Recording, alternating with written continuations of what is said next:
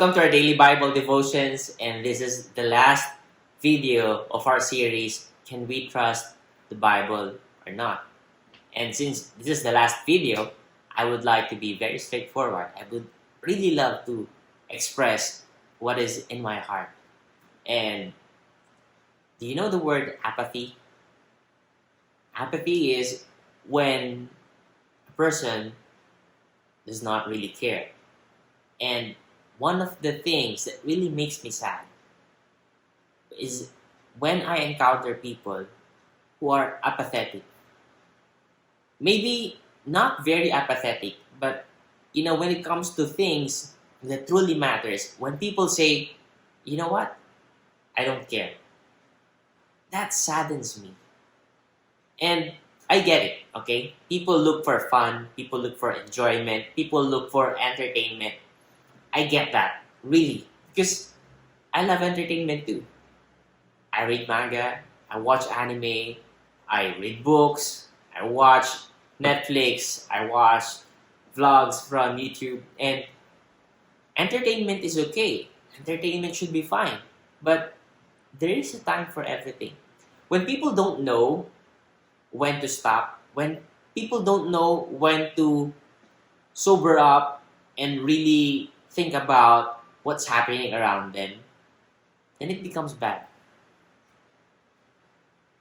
I remember the sickness, leprosy, the skin disease leprosy.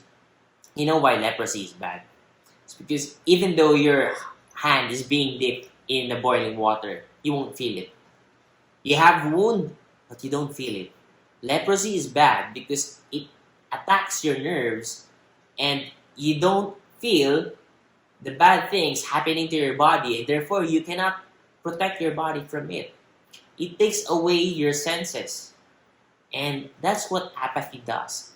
Apathy takes away your sensibilities and just allows the world around you and even yourself to just be corrupted because you don't care. The world is filled with distractions, and this time in history is not really unique compared to other instances in the past, but there has never been a time in history when distractions and entertainment are more accessible to people than in the time that we're living in. I mean, almost every day I see homeless people. Even here in Makati, I just go outside the house, get to buy some stuff, and I would see homeless people. And you know what? Some of them, they even have smartphones. You would wonder, how do they charge their smartphones?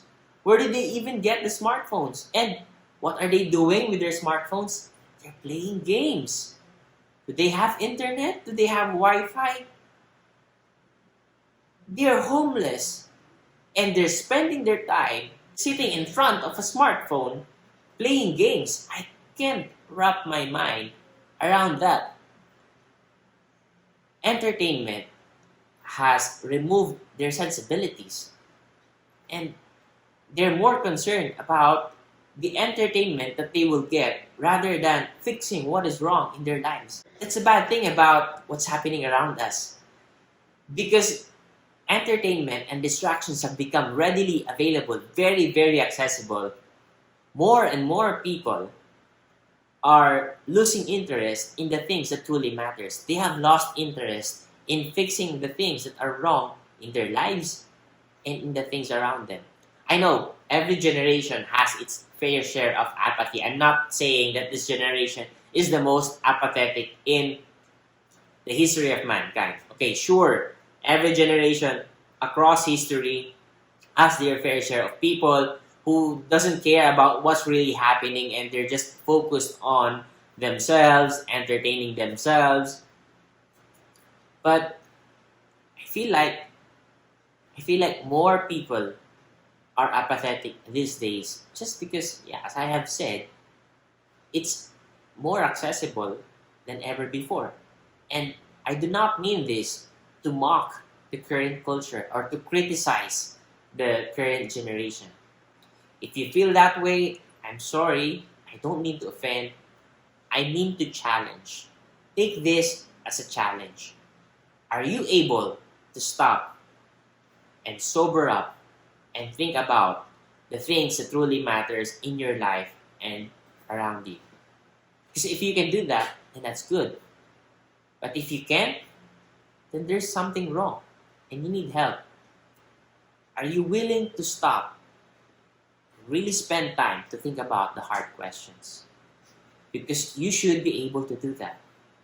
We wish the world is not as messy as it is right now. We wish the world is filled with good leaders, filled with Gandhis. But did you know that even Gandhi only looked up to Jesus? Imagine how better this world would be if every other person that you meet around you is like Jesus, right? And that's the thing about this book. This book is for us. This book is for the world. And the more you read this book, the more you are transformed into the image of Christ. The more you become like Jesus. This book has transformed lives. It continues to transform lives in the present. How do I know? Because my life is still being transformed by this book. And I know people I know personally whose lives are still being transformed by this book. If that is not a reason to trust the Bible, I don't know what is.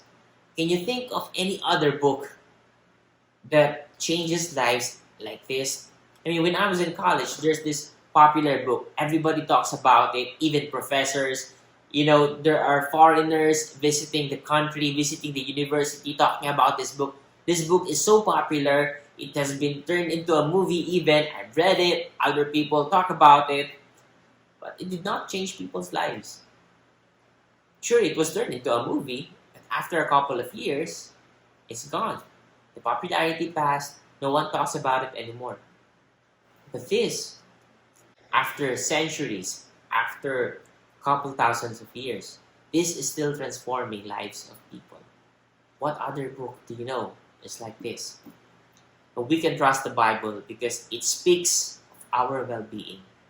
And there's no other book that can tell you about the greatness of God, the beauty of His love for you, how you can live in peace, and why you can hope for better things other than the Bible.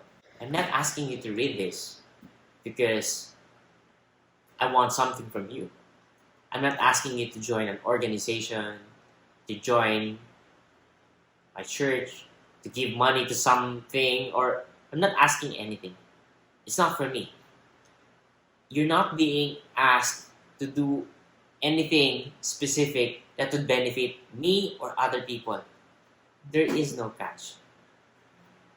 I'm asking you to read this because it's for you.